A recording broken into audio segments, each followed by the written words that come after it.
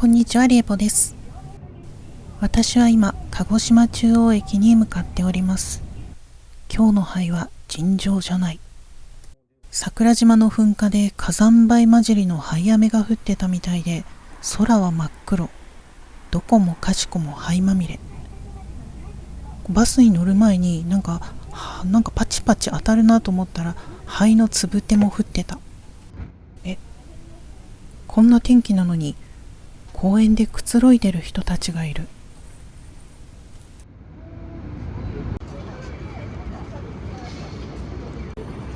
真っ白になってる。なんかめちゃめちゃ灰の雨が降って真っ白になってるみたいです。すごい。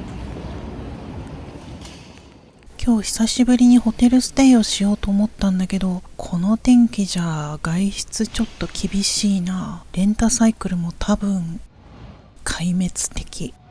すごいな、なんかどっかの遺跡みたいになってるよね。この間まで砂の中に埋もれてましたみたいな感じ。ひどい。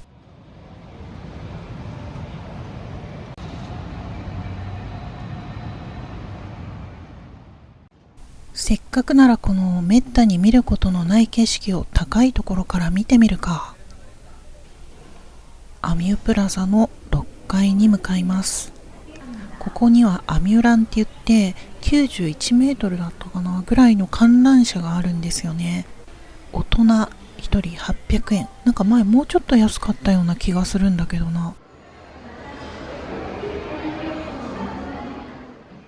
というわけでアミュランのチケットを買ったはいいものの、何を血迷ったのか床まで透明なシースルーのゴンドラを選んでしまった。普通のゴンドラならすぐ乗れたのに、シースルーは数が少ないから一人でじっと待つ羽目に。なんか周りをこういう時ってキョロキョロ見ちゃうよね。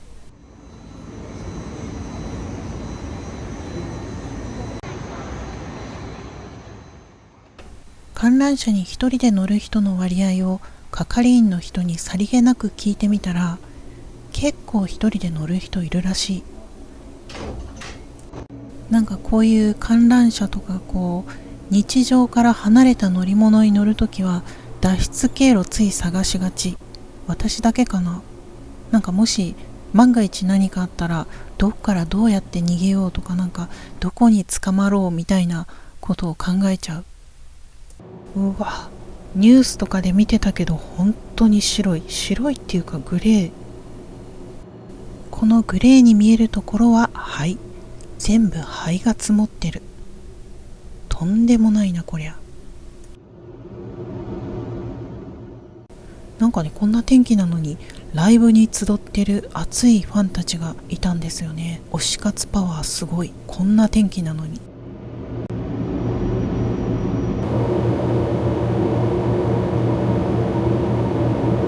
新幹線のホーム側の方もこんな感じでした。この日は確かクルーズ船とかで海外の観光客の人たちも行き回りに来てて、せっかく来たのにこんな天気だったら大変だったろうなと思ってたら、タクシーの運転手さんに聞いたら逆にみんな喜んでたって言ってた。もうなんていうか映えるというか、この激レアな景色の方を見れた方にみんな喜ぶんだって。まあそりゃそうか。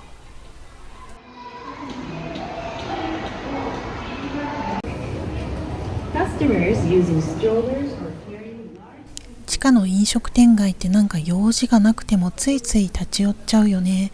で見たらなんか美味しそうに見えて全部買っちゃう。食べきれないぐらい買っちゃう。特にお腹空いてる時に見たらもうダメ。とんかつも食べたいし、たこ焼きも食べたいし、このなんかおしゃれなサラダも食べたいし、なんかよくわからない中華のやつも、いつも食べるお蕎麦も食べたいし、蕎麦もあったら損しないよなとか思いながら買っちゃう。でも今日はホテルステイなんで、このステーキ丼にしとこうかな。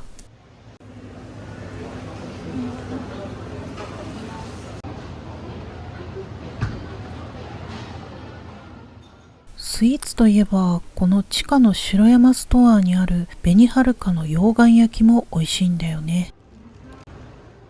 ちょっと今日一人じゃ食べきれないけど。そんな時はこの一口下炭派。下炭派ってご当地菓子なんだけど、なんだろうな、黒砂糖菓子っていうのかな。まあ美味しい。地下のお土産コーナーを漁ってたら、なんか無表情なヒコニャンみたいなのを見つけた。桜島、屋久杉、ロケット、なんでもありだな。で、これは砂風呂。なるほど。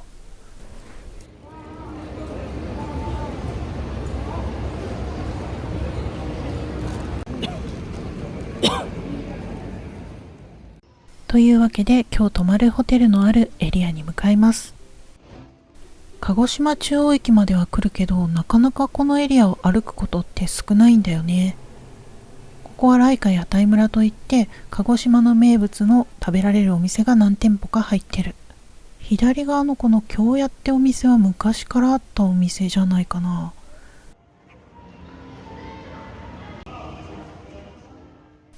柴犬バッグ激安になってる。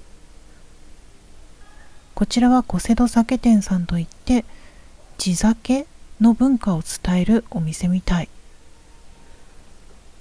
角打ち14時からやってるって書いてある。14時から夜7時まで。居酒屋さんも結構並んでる。上の方を何気なく見上げたら、天文館にもあるようなステンドグラスが。めっちゃ綺麗。でもなんだろうこれ。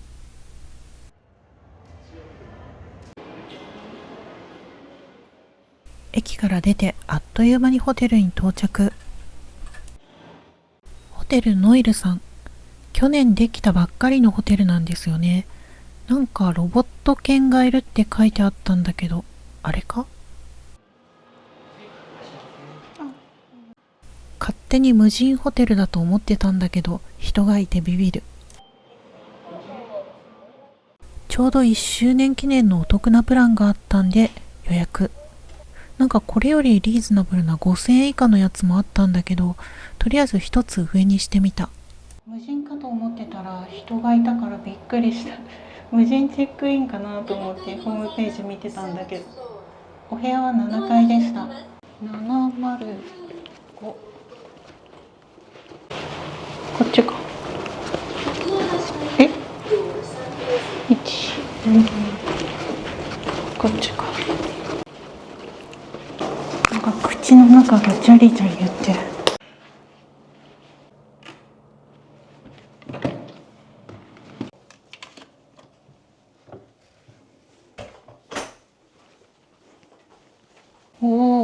お部屋思ったより広い。お任せツインにして5300円だったかな。1周年記念か2周年記念かのお得なプラン素泊まり5300円だったんだけど。そっか、ここ窓がないのか。なるほど。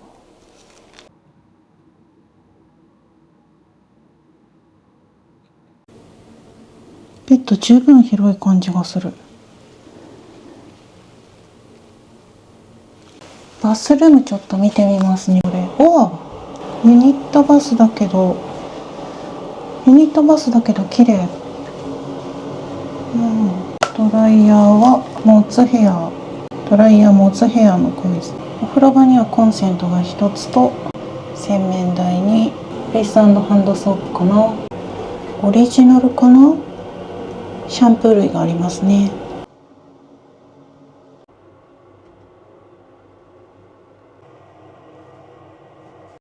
バスタブ、これ結構広い。これ絶対開けることないと思うんだけど、ここまでしか開かなかった。それはそっか。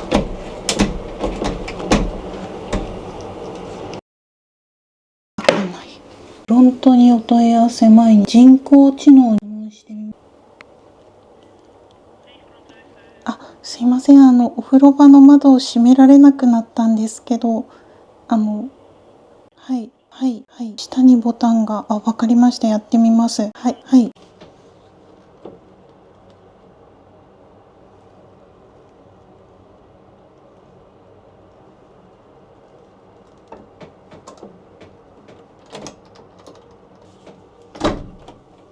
しまった。閉まりました。はい、まみれ回避。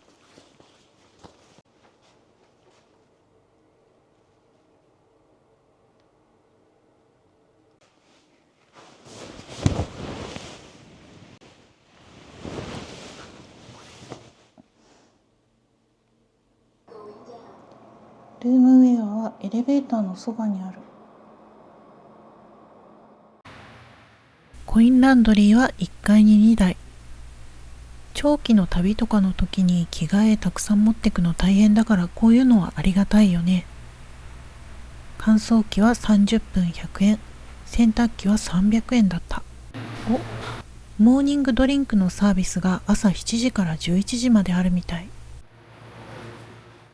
レンタル備品サービスっていうのもあるのか。リファのドライヤーにヘアアイロン、ニンテンドースイッチもある。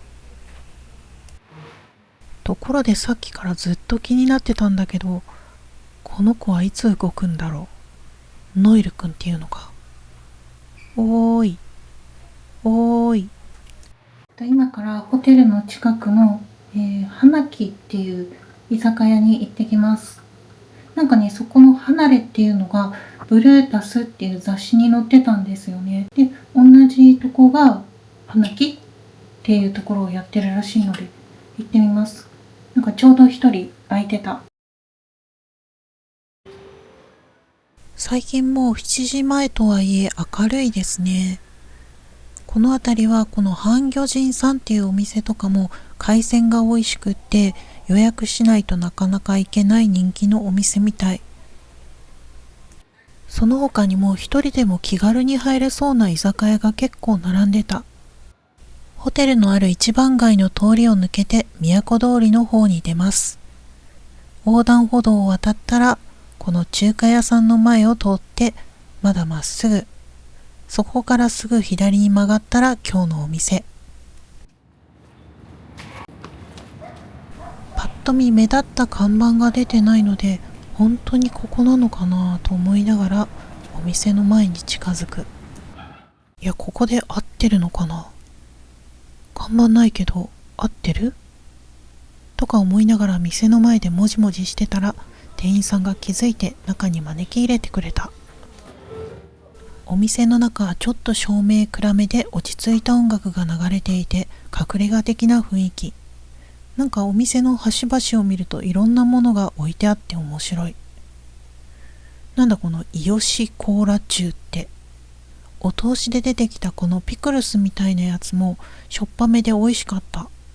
それにしてもやっぱ初めて入るお店って緊張するな。何飲めばいいんだろう。お酒しかない？ノンアルない？お酒しかないなんてんなわけあるかと後から周りに言われたんだけど、この時私メニューの裏にあるお酒以外のメニューに気づかなくて、ここドリンクお酒しかないんだと思ってお酒頼みました。自家製フルーツミックスサワー。でもこれめちゃめちゃ美味しかった。何の果実かわからないんだけど、さっぱりしたフルーツのつぶつぶと柑橘系の爽やかな甘みというか酸味、フレッシュで美味しかった。なんかごくごく飲んじゃった。お酒なのに。で、これを飲んでから周りの人を見渡したらなんか違うメニュー見てるぞって思って自分もメニューの裏を見たらあった。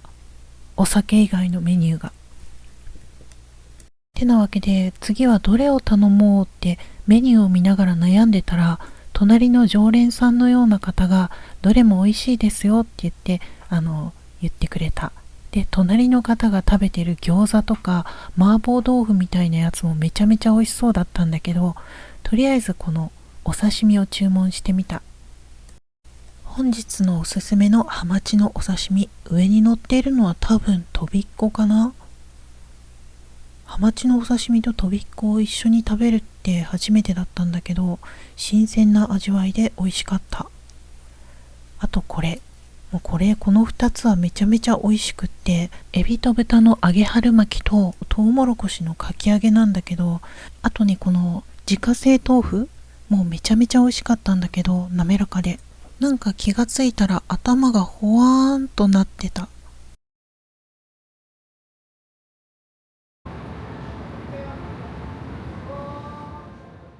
花木さんからの帰り道、今日泊まっているホテルの後ろの方の通りを紹介しようと思って歩いてたんだけど、なんか地球が回る。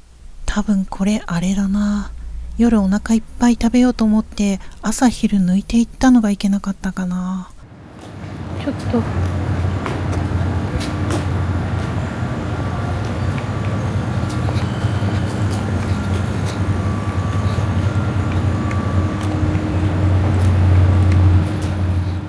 昼間はたまに通ることがあるんだけど、夜このベル通りの飲食店の前をゆっくり通ることがないので、なんか新鮮。なんだこれ、昔ながらのレトロな和食屋さんみたいな感じがするけど、お値段はレトロじゃなかった。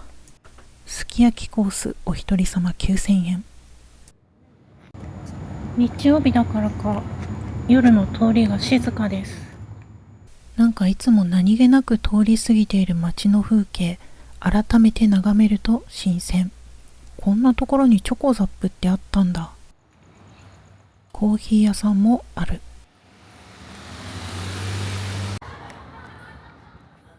ここは居酒屋さんかな。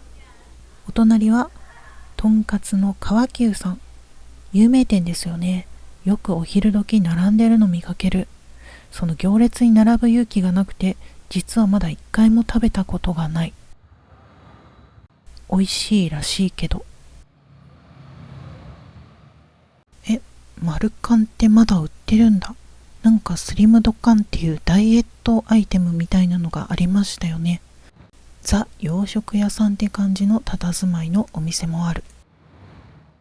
お店の入り口見て美味しそうって思ったりするんだけど、こう門構えが入り口が大きめのお店って一人の時はなんか入るの勇気いるよね。あれ、ここいつの間にか閉まってたんだ。知らなかった。ついこの間じゃないか。だんだん駅の方に近づくにつれて賑やかな感じ、明かりが増えていく感じ。ここはなんか大体いつも人が多い印象だな。知らない間にうなぎの看板が。このちりめんしらす専門店は海鮮丼の美味しいお店。一人でも入りやすいのがいいところ。ランチもやってる。これは知らないな。いつの間にできてたんだろう。焼き鳥とおでんだって。ほう、こんな感じなんだ。焼き鳥いいよね。そんなこんなでプラプラ歩いてたらいつの間にか駅前まで戻ってきた。この上でくるくる回ってるのなんかかわいいよね。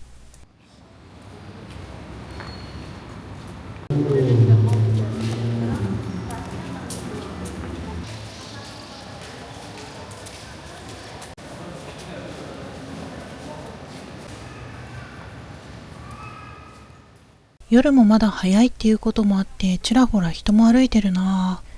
日曜日だからまあ少なめだけど。ここなんかいつも気になってずっと居酒屋かなんかかなと思ってたら、音楽スタジオなんだって。ここはさっき見たなんかおしゃれな喫茶店なのかお酒飲むところなのかよくわからなかったけど、カフェなのかお酒飲むところなのか、どっちなんだろう。ダンデライオンカフェって書いてある。日曜日だからお休みのお店もちらほらあったけど、アンティークショップなんかもある。前はここに猫が座ってたんだけど、今もいるのかな。いるのか。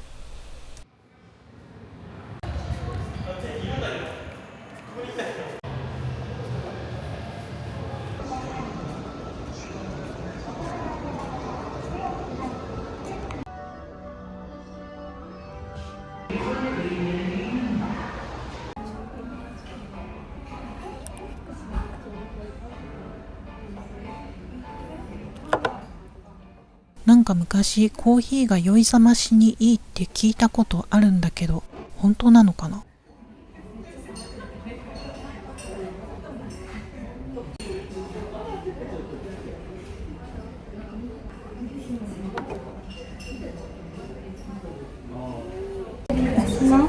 しのブレンドを一つ。はい、ミルクをお付けいたしますか？つけてください。おしぼりも一ついただいていいですか？大丈夫です。失礼します。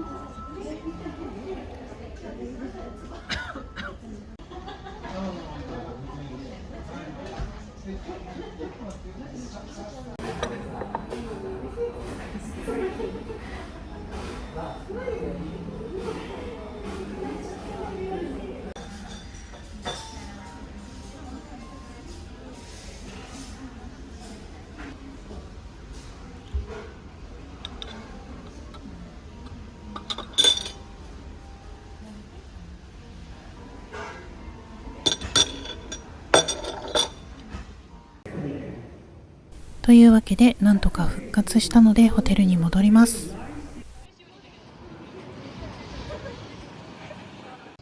帰り道、商店街の入り口にあるライカビルを覗いてみたら、パーソンズのポスターが貼ってあった。鹿児島に来るんだ。とりあえずコンビニでメイク用品でも買って帰るか。何これ？メイクが持続するウルピタ肌。最近こんなのもあるのか。私世代のメイク直しといえばこれ。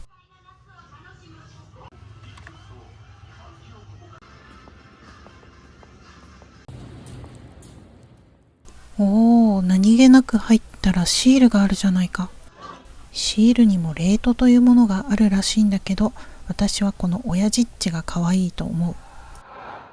なんて親父っちを眺めながらふと目の前を見たら、夜なのに灰の撤去作業をしてくれてる人たちがいた。そういえばニュースでポテトが白黒になったっていうのやってたな。売ってるかな？ってどこにもないじゃないか。しょうがないからモスバーガーポテトでも買って帰るか。照り焼きバーガー味だって。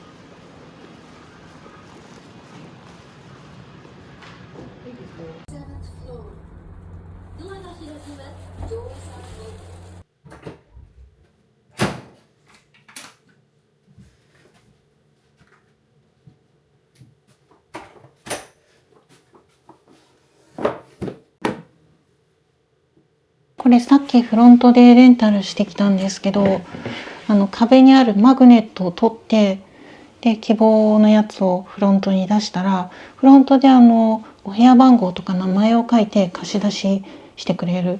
で私が借りてきたのはこのシャンプー、椿のシャンプーとコンディショナー、あとリファのストレートアイロン。使ったことないから、リファのドライヤーいいやつだと思うからホテルでリファのドライヤーとか使うと全然髪の仕上がりが違うので、お部屋にもドライヤーあるんだけど借りてきました。リファのを借りるときは身分証も一緒にコピーを出さないといけない。使うのが楽しみです。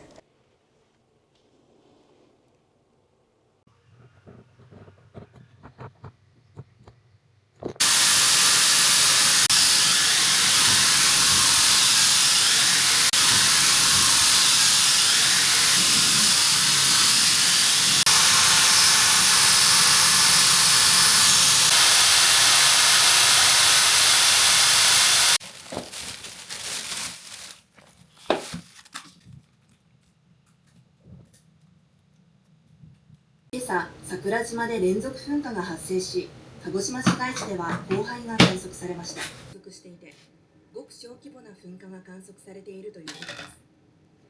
今後も同じような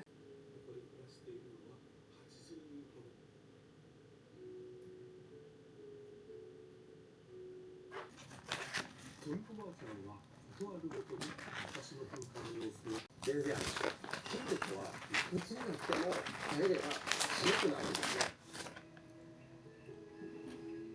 佐藤さんのところのすぐこちらは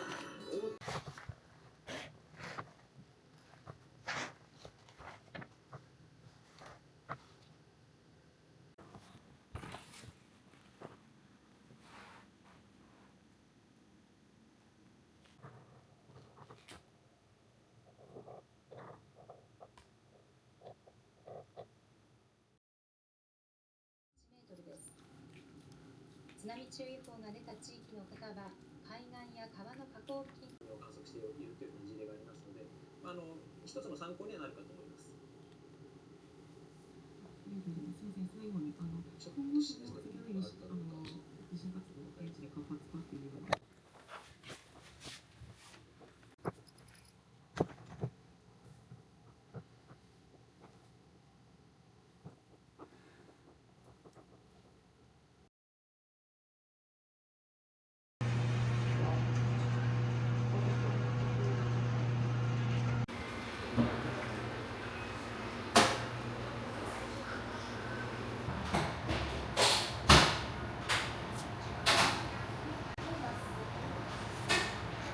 いいじゃん。はい。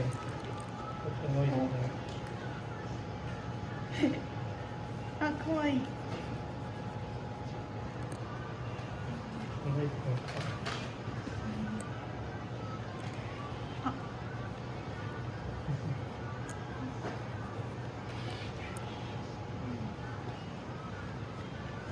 アイボンみたいな感じ。わ、そうですね。アイボンですね。あ、超えた。かわいい。可愛いです。うん。またね。インスタとかに結構動画上げてるので、だから近いですね。はい。あ、噛む。噛む。話してくれ。またね。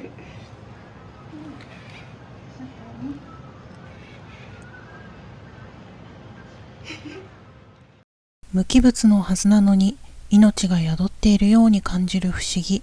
AI もこんな風になっていくのかなというわけでお昼ご飯を買って帰ります。いつものそば茶屋さん。だいたいいつも同じもの買っちゃう。雨が降って灰がちょっぴり流れてた。最後まで動画見てくれてありがとうございました。それではまた次の動画で。バイバイ。チャンネル登録といいねもよろしくね。